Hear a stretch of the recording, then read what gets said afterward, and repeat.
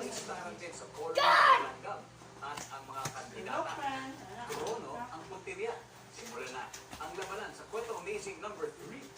Tatlong reyna, isang rarya.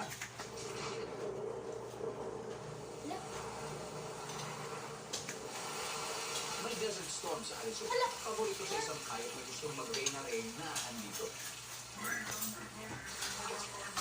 Ang honey and queen. Busy ito sa pagkukay ng lumambot na buhangin. Wow!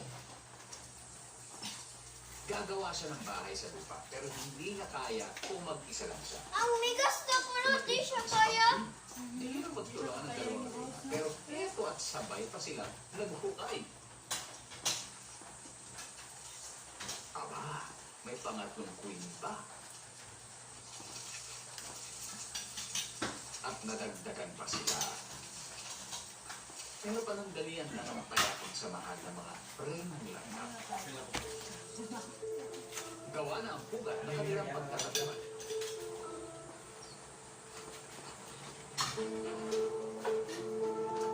Spoiler alert! Wala ni isa man sa kanila ang makakalabas ng buhay sa buhay. Dahil ang butas na ito ay isang puso.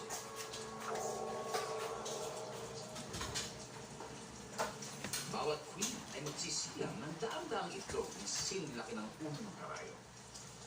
Ang mga itlog ay magiging cocoon kung saan magmumula ang mapuputlang worker ants. At dahil nandito na sila, tapos na ang maligayang araw ng mga queen ants. Dahil sa colony na ito, isa lang ang pwedeng maging reyna. Kumbaga, tapos na ang purpose nila sa mundo. Ang magsilang ng worker ants. Ngayon, pwede na silang inispatsa. At mismo mga anak pa nila ang gagawa. Anak ko, tawo. Hinuli, pinalagyan at pinaghiwa-hiwalay ang katawan. Ano yan? Hey!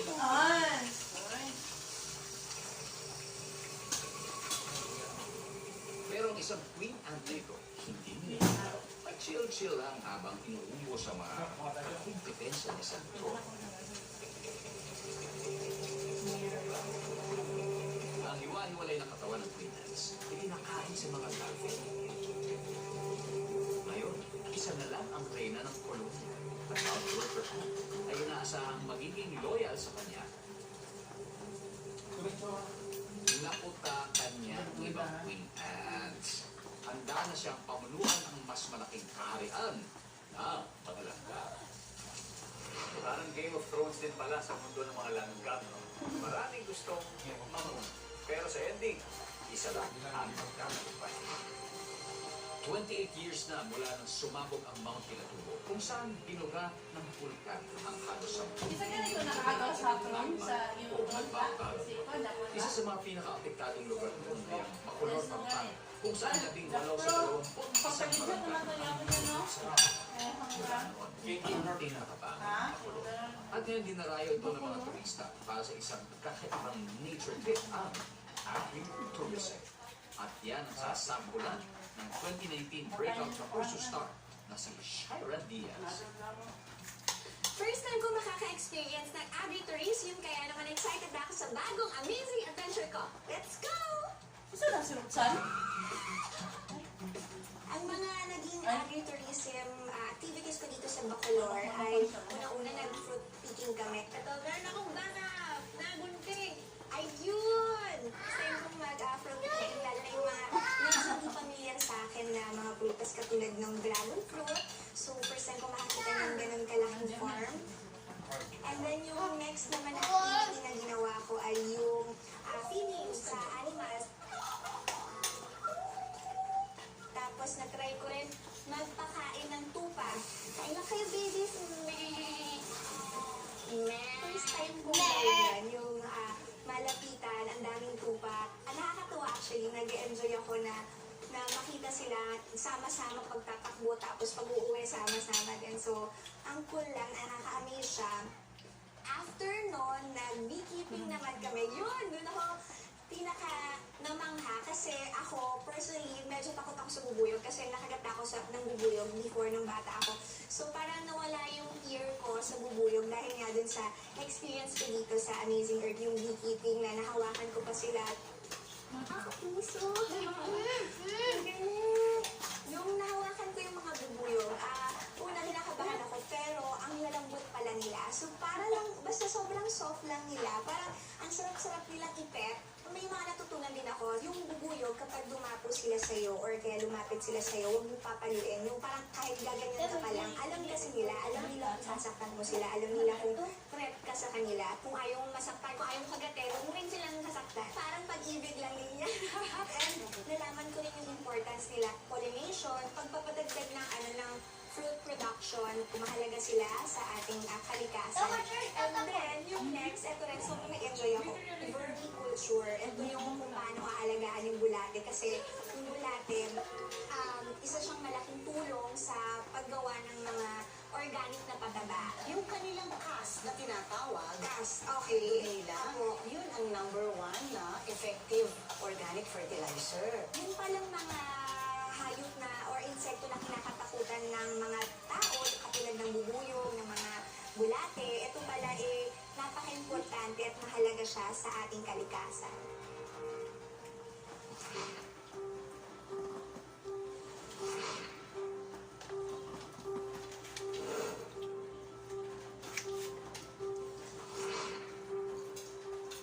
Ang tunay na magkaibigan, walang iwanan. Tagtuyong man o tagpulan. Balikan natin ang kwento ng isang adult at isang teenage chimpanzee na naging close kanina. Dito sa kwento amazing number 2. Reset.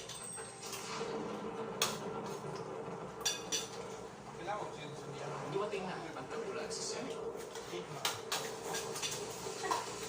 video kayo. May pagbabago sa tirahan ng mga chimpanzee.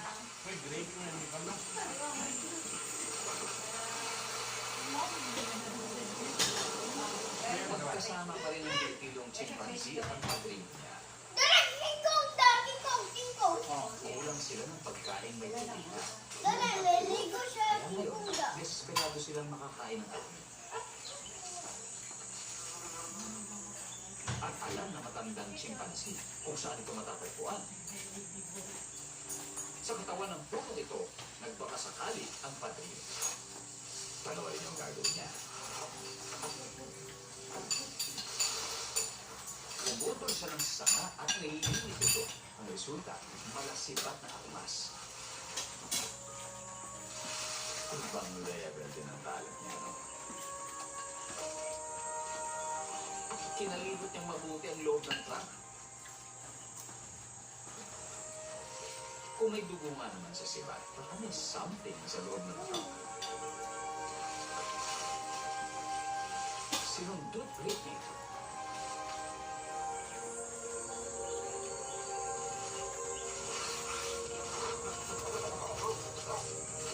Success. May nahuli siyang galego, isang uri ng ilang buwan din siya hindi nakatikim ng ganito kasarap na merienda. Ang tanong, i-share niya kaya ito sa BFF niya.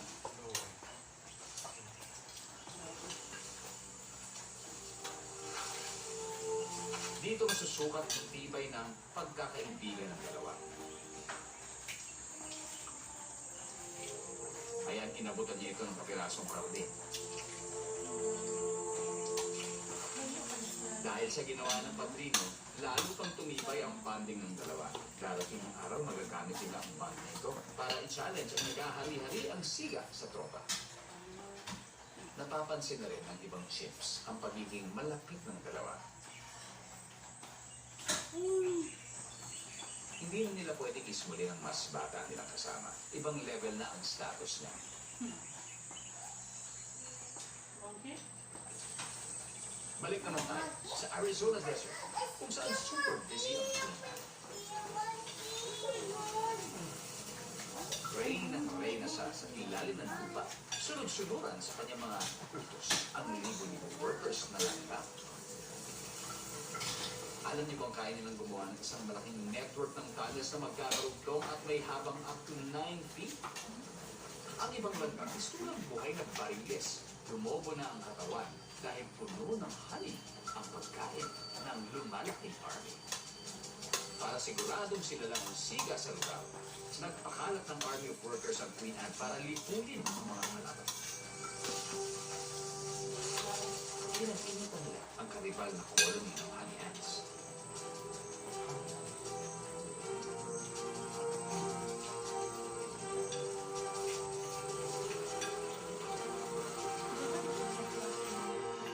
Samantala sa ilalim ng lupa, tila espesyal ang pag-aalaga ng reyna sa isang grupo ng mga langgam. Daan-daang honey ants na may pakpak, tila naghihintay ng tamang oras para makalabas.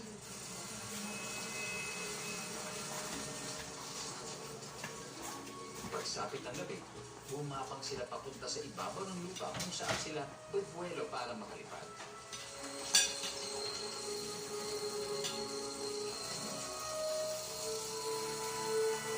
Habang nasa ere, nakikipagpapalala ng mga ito kaya sa paglipad ng mga babaeng honey ant sa desierto, kakalat ang lahib ng Queen Anne.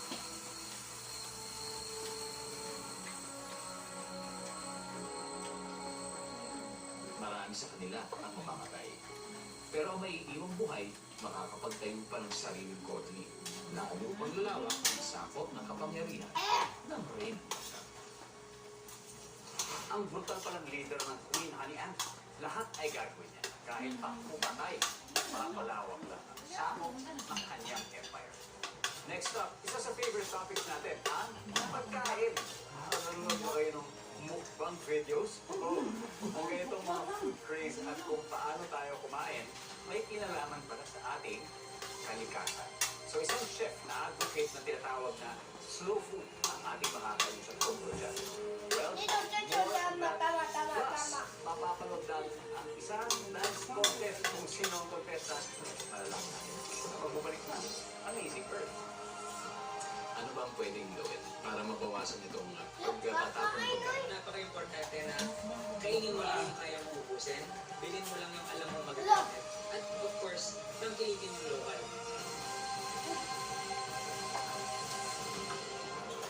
Ano siya? Tapos anadra. Oo, ang kinikilingan at walang pinoprotektahan. Walang kasinungalingan. Nag-video totoo naman. Tapos na ay tapos na ay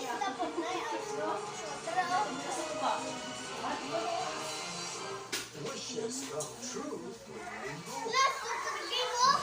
Tapos na tapos na. Ano si Super D? Tapos na tapos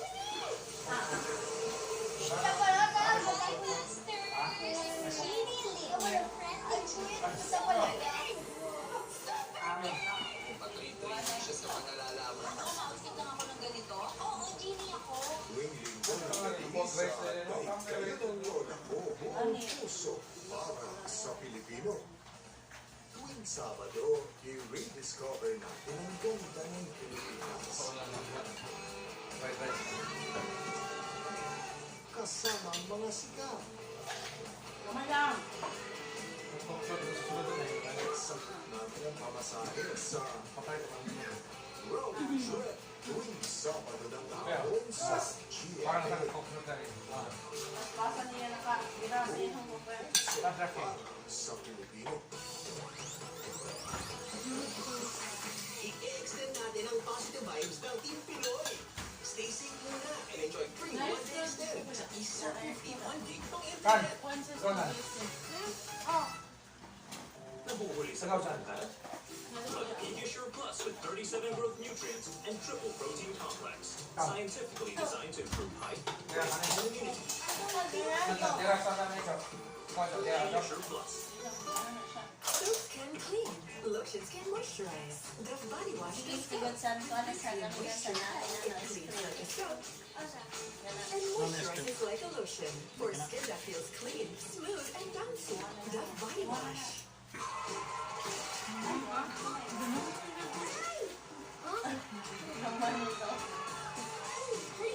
No, lamig no. Patay. Cheers, Cheers. Cheers. Cheers. Ako. Ikaw lang gamay mo. At ngayon, gentler pa sa kamay.